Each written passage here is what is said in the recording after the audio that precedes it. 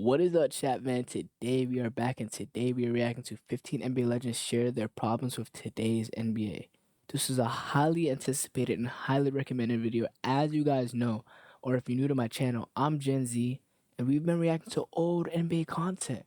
And with the old era, all I know is that it was a little bit more physical than now, but I don't really know how these NBA players genuinely feel about the game since it changed so much because there's different generations, different eras, and everything. I'm kind of excited for this here video, man. So, with that being said, let's get straight into the video. And if you like this type of content, hit the subscribe button, man. But with that being further ado, let's get straight into the video. Yes, sir. The physicality that was a part of the league. But if you know who you are, you should look at it as information. You can't hand check. You can't contest shots. Really heavily weighted right now with a three-point shot. You get close to the basket, a lot more of your shots will go in. So not too long ago, Anthony Edwards was interviewed and basically said that older generations didn't have any skills. And how do you guys feel about that, actually? I remember hearing about Anthony Edwards talk about this a couple of months ago. How do you guys feel about that? Let me know down below. Michael Jordan was the only one in his era who had skills. This comment aggravated many NBA players who played in that era, that once Magic Johnson heard about it, he was quick to clap back by saying, "I never respond to a guy who never won a championship." And He has every right to say that because Magic Johnson is one of the most accomplished players in NBA history, with 5 championships and 3 MVPs, just to keep it short. So for Anthony Edwards to say that wild comment and disrespect every single NBA legend in that era is unbelievable. These NBA legends, I'll be completely honest, that is unbelievable. For him to say that, that's insane. As a Anthony Edwards fan, he's in my era. I mess with his game heavily, but I don't know if he could say that because you had a lot of good players back then. That's crazy, man. just transformed how basketball was played, combining finesse with toughness and skill with high basketball IQ. Edwards is one of the most promising players in the league today, and he hasn't yet achieved what those legends accomplished. I never thought he would make a statement like that because today's NBA wouldn't exist without the groundwork those legends put in. So Edwards' comments about past generations got me thinking about some of the concerns NBA legends have with today's game and how their views highlight the changes and challenges in modern basketball. So I found clips of 15 NBA legends who share their problems with today's NBA. And after this video, I want you to comment if you agree with any of these legends' takes. So enjoy the video, man. If I'm being honest, bro, I don't think anybody in this generation could have played like 20 years ago. If I'm being 100, and this is to everybody in our league, Tatum, all y'all. Let me tell y'all. What? I feel like, okay, I feel like that's a little bit of a stretch. I feel like Giannis and Nikola Jokic can actually play. Genuinely, I feel like Giannis and Nikola Jokic would fit very perfectly. They're well-rounded bigs, if you guys know what I'm talking about, you know? Something, bro. 20 years ago, bro, you couldn't get to a triple step back. True. Nah. You hear what I'm saying to you? You couldn't get to a triple step back, and then if you shot that shit, it had to go in. You know why? Because we had efficiency back in the day, my dude, and it was so fucking hard. It was too physical. And guess what? The league had to come off of it for the flow of movement to be able to have scoring go up, which is why we like to sit here and watch kind of the rat race of the high-paced game, right? But bro, let's not talk about the gamemanship, and let's not talk about the physicality of the game back then. Real shit, because I only think half these kids in the league could have been on an NBA team 20 years ago. What? Straight up. The locker room. What? Half of these kids can't even be on an NBA team? What do y'all think about that? That's kind of crazy. I didn't expect them to say that. Okay. Room was too, it was too grown. And you had to have that work, and you had to really work on your shit. And it wasn't no, you was out 2-3 games, man. Your teammates, hey bro, what you doing tonight? You going? Nah, I can't go, man. My toenail off, man. I can't. Yeah. Nah, bro, you can't even come in here and lead no niggas like that. You hear me? Real shit. You had, man, it was men leading men. That is respect. Like, I hate the load management nowadays. It's so lame. Nobody in this era has a mid-range. You couldn't get, nobody. Nobody in this era has a post game. And the ones that do look amazing. Look at Shea. Shea got a mid-range. Yeah. You know what I'm saying? Like, it's only like a few of them got. That's what I'm saying, bro. 2 dribble, pull up. Yeah, they don't try to do it. Okay, young fella, if you hear me, and then y'all exhaust the ball. Y'all are dribbling the air out of the ball. Right. Y'all dribble the ball 100 times more than another nigga. I actually said this a couple of days ago on my Instagram feed, is that the mid-range game is being lost. Nowadays, what you're seeing, guys pump fake and step sideways, on the three-point line, and you're making it a tougher shot. I'm going to be completely honest. As a person in this generation, the mid-range is lost. SGA is probably making it more popular now because he's an MVP caliber player. Genuinely, no one was shooting mid-ranges in the NBA. It was only DeMar DeRozan, I think. And in real life, if you go to the park, people my age don't shoot no middies. It's only threes. Threes or you're driving in. It's crazy now.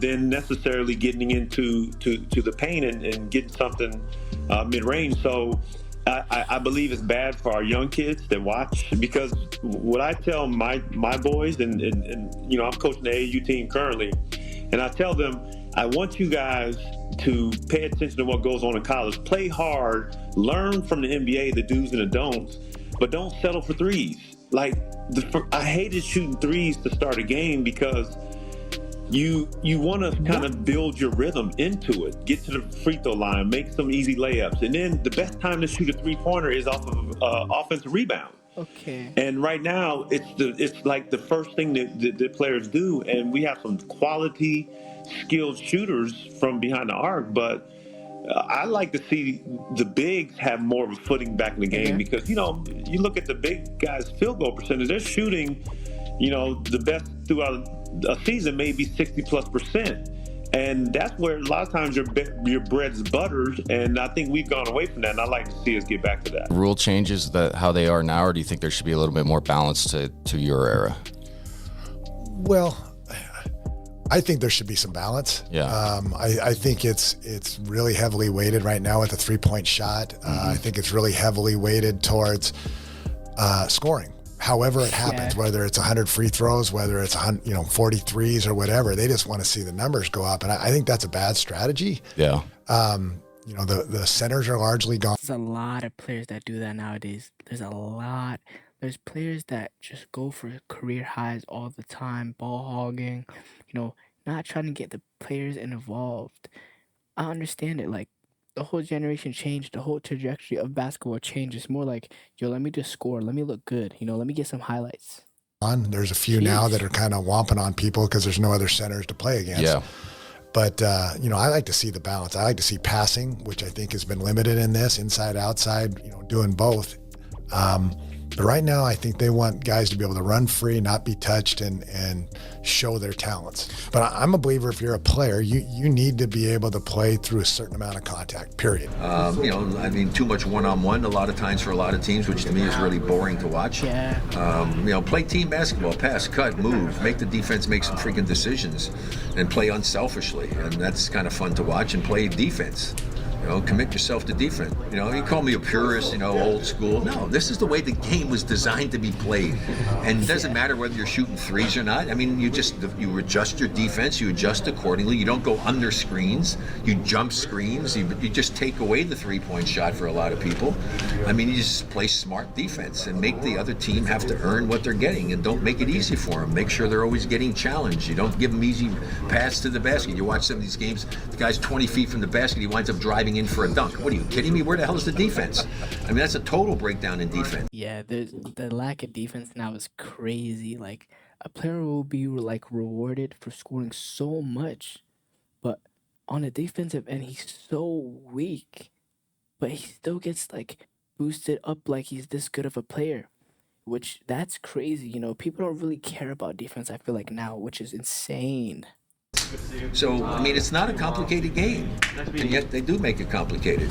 I would average 45 points in today's game. What? If the way they play defense today, where you can't hand check, you can't contest shots, you got to come on the side. Jordan would have averaged 45, 50. In today's game. The point I was making is you allow great shooters freedom to roam, freedom with no hand check. You can't crowd me, and I got a clear sight at the rim, then it's going to be lights out, baby. But it's so hard to play defense in today's game because they allow the offense to go wherever they want. If a team is getting beat by 25 points and You've got your star players sitting over there laughing on the sideline. If I was the executive running that team, that person. The LeBron clip. Oof. LeBron, why you laughing on the sidelines, man? Would be in my office the next day. And I want to know what's so damn funny. It's not, this is serious. Is this the team losing or the team winning? The team losing. So if they're laughing over there. I don't like that at all. I think it shows a disrespect for the game and for people playing that. But if you watch the NBA, it has changed so much over the years. It's about entertainment. Dan, the rules are so relaxed, okay? They are just so relaxed. I think it's easier to score now than it's ever been in the history of basketball. And that's why we see the game changing a little bit, the three-point line changing. If I averaged 30, I lost the scoring title to Kobe the year he averaged 35. I averaged 33. Man. And I'm just thinking, like, if I was to play in this era where it's wide open, if I can average 33 in a season. Him averaging 33 alone is crazy. He's 6 foot tall. He's like the same height as me, and he's doing all of that. That's crazy. I'm going to just take it up to 43. Wow. Wow. I know 10 points more. I agree with that. Gotta be. Then what's he doing in this era? God damn. You have guys standing out there heaving up threes that's really not three-point shooters.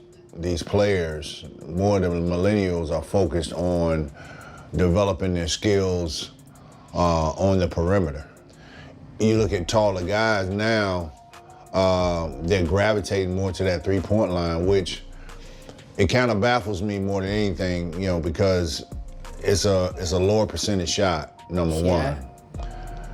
Second, you know, if you're physically menacing like a LeBron or a Joel Embiid, why wouldn't you want to take advantage of your man, the guy that's guarding you? Why wouldn't you want to take advantage of him down there on the block and closer to that basket, which is going to force teams to double and triple team you, which in turn, both of them are great passers.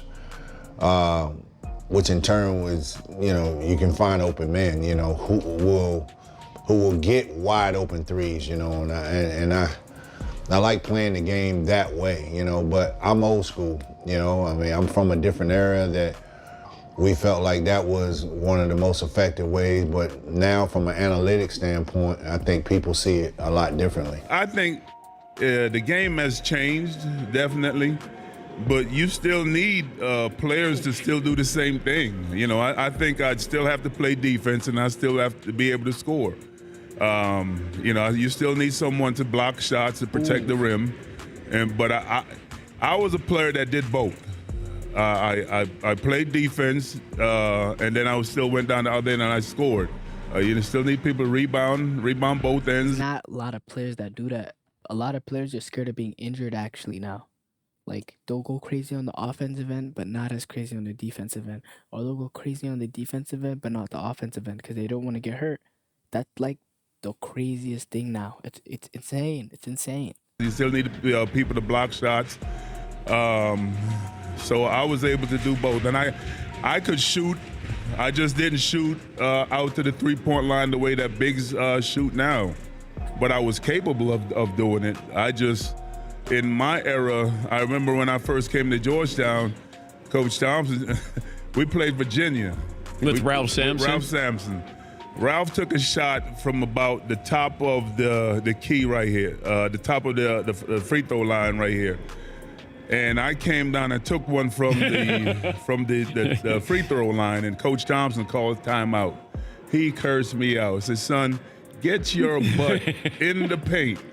But now it's a different era. What? He called timeout because of that? Now you can shoot a three-pointer. No one will talk like that. That's crazy. It's a different era. You know, bigs now, they want to shoot threes. You know, and that's the way the game has progressed. And, you know, people, when I was in the NBA, people are always asking me, where are the centers? And now the centers are the ones out there shooting threes, and the guards are the ones that are posting up. off the ball in a playoff game. Oh, he's great. Getting grabbed and held by Marcus Smart. They're attached to him at all times. Right. Then when I watch Larry Bird come off a pin down and no one's within 5 feet of him and they're shooting the gap. You're telling me one is more physical than the other? You're telling me that's more physical than Steph Curry being grabbed and held for 48 minutes? First of all, Redick don't know what the hell he's talking about. I'm going to say it, right? I agree. He don't know what the hell he's talking about. I'm like, what basketball was you watching? The physicality that was a part of the league. Hey, look, when you can put your hand on a guy's hip and make him go a certain way, if you can put that elbow in his chest to slow him up, which we call slowing a guy up when you coming down the lane. So how many guys? Wait, you can put your elbow and your hand on the offensive player on defense? I didn't even know that you could do that. Like, I didn't think the defender can even, put their hand or grab you or push you. That's crazy. That's crazy. Can deal with that type of pressure.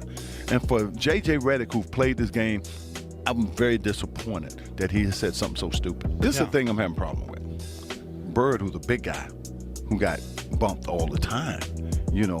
We played around the basket more than guards played around the basket. So I don't understand the logic for him saying that. When clearly those big guys, even to the big guys today, they get touched a little bit more than little guys because they're around the basket. So it just don't make sense when, this is the thing I hate the most. We had our time. It was a great time. It's their time now. Yes. But don't crap on us to prove your point. Because it doesn't make sense and it's not valid. Yeah. But the same thing, they look at Sam and myself, the old guys hating. No, hating on what? I don't hate on these guys. You're responding right now. Yeah. You're not. I don't hate on. That's most of the generation. If you get told by an older person, this, people think you're hating. It's crazy. It's crazy.